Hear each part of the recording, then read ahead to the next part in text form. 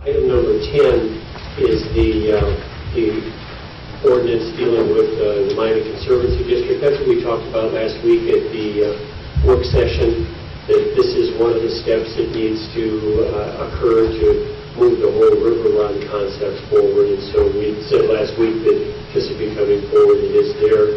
And item number 10, Mr. Reardon mentioned the work session we had yesterday, and I'd also like to point out that we received a packet from GDRA, the Great Rowing Association, in support of this effort for creating all different kinds of boating excursions along our rivers. So I thought that was very impressive, and they also talked about the great work they do along our river, and I appreciate their support on this effort.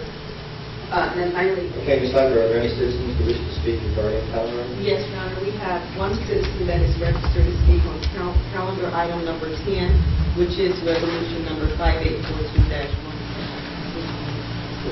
Destiny Hamilton, 1134 Randolph Street.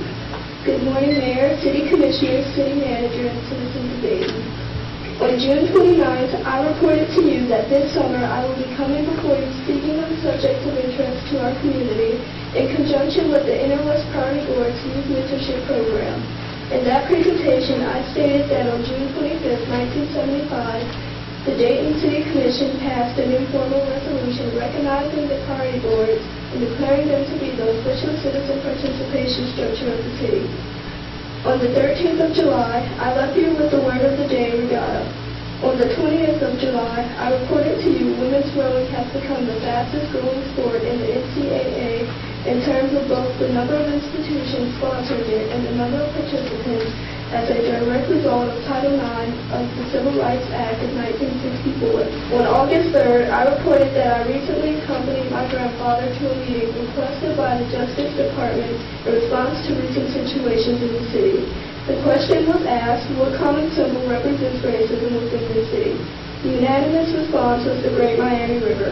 I went on and stated that the Great Miami River has the potential to offer one of the best regatta venues in the country if developed properly, offering the opportunity for hundreds of scholarships to inner city youth and an economic venue mirroring March Madness several times a year.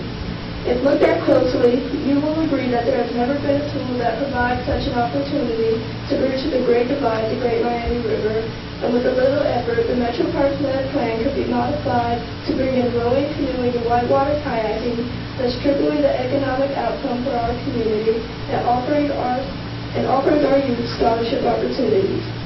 These are but a few benefits this river has to offer when all is considered. The Inner-West Priority Board is committed to breaking the cycle of poverty. It therefore wishes to go on record by disapproving the Metro Parks Land Plan River Restoration Project as it is. Thank you. I guess the plan is with Metro Parks, and we're still working on that. This is a requirement in order to remove the low dam. So, I guess we should make that very clear. We have to do this ordinance in order to do the project, and I guess the plans are still, they have a plan. You can work with Five Rivers Metro Parks to see if there's any modifications to the plan. May I have a motion to approve the city manager's recommendations? Second motion. Properly moved and seconded to approve the city manager's recommendations. All in favor say aye. Aye. Any opposed? May I have a motion to approve the city commission's recommendations? So moved. Second. Properly moved and seconded to approve the city commission's recommendations. All in favor say aye. Aye. Any opposed? In order to remove the low dam, the City of Dayton and Montgomery County need to request the Miami Conservancy District to remove the low dam. And so this is the first step in that process. The County Commission and the City Commission are formally requesting the Conservancy District to amend their river plan and remove the low dam so we can remove a dangerous element in the river and begin construction of the river run course. The county has already done it, or already at least has that on their agenda to do. This month, the County Commission will be passing a similar resolution. What's the next step after both of you do that? Then does it go into the hands of Metro Parks or Conservancy District? The Conservancy District will amend their district plan for the river, and then they will direct Five Rivers Metro Parks to begin the engineering and so forth for the river run course. Well, I mean, what's the right now with the time? With the plans in place now, what's the timeline for taking the dam out? When would when could someone see construction, or deconstruction? I think that's anticipated over the next couple of years. Five Rivers Metro Parks would have a better schedule. Okay. And is this all part of the plan that you have to raise like $3-4 million that you're looking to raise for that project? Yes, Dr. Mike Irvin is in charge of fundraising efforts for the River Run project, and there's $1 million that's been promised to the project, I believe, by the Cox Foundation. So fundraising is underway, and I think it'll be successful. Now, from the city standpoint, it's not just taking out a danger, but you're hoping it's an economic booster?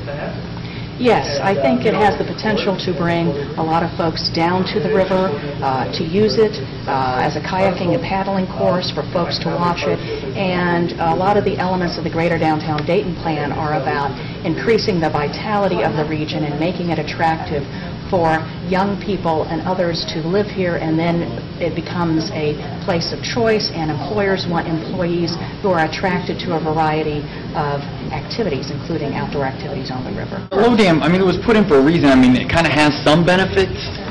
Yes, the low dam was put in place in order to create, to do a number of things. One was to create a greater reflecting pool of water for the Dayton skyline to improve the appearance of the river. But I think over time, our view of what rivers should look like has changed. And we're using the river in different ways than we did when the low dam was put in place.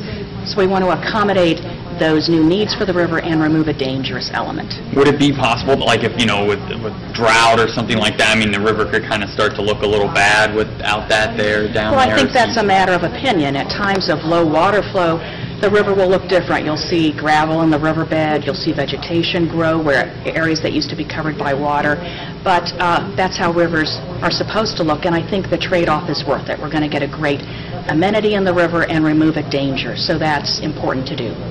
And the Conservancy District theoretically could also control that by releasing more water into the river from upstream, correct? I'm not a hydrogeologist.